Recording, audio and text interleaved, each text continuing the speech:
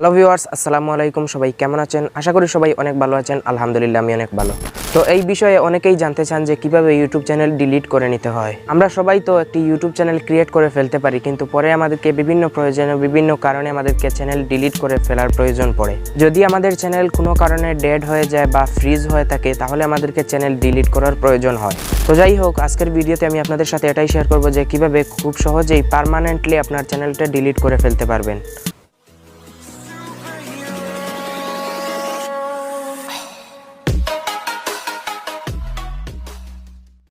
এজন্য প্রথমেই আপনারা আপনাদের ক্রোম ব্রাউজার ওপেন করুন এবং ইউটিউব স্টুডিও লিখে সার্চ করুন। তারপর প্রথম ওয়েবসাইটটির উপর ক্লিক করুন।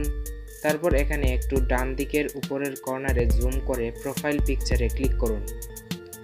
দেন সুইচ অ্যাকাউন্ট অপশনে ক্লিক করুন এবং আপনি যে ইউটিউব অ্যাকাউন্ট ডিলিট করতে চান সেটা লগইন করে ফেলুন। দেন একটু নিচের দিকে বাম পাশের কর্নারে সেটিং আইকনের উপর ক্লিক করুন। তারপর এইরকম একটা ইন্টারফেস আসবে। তো এখান থেকে চ্যানেল অপশনের উপর ক্লিক করুন।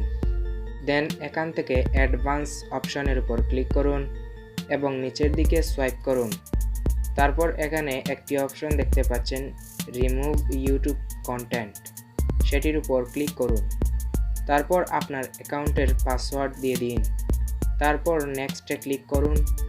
দেন এখানে দুটি অপশন রয়েছে, এখান থেকে I want to permanently delete my content অপশনে ক্লিক করুন। তারপর একটু নিচের দিকে স্ক্রল করুন এবং এই দুটি বক্সে টিক মার্ক দিয়ে দিন।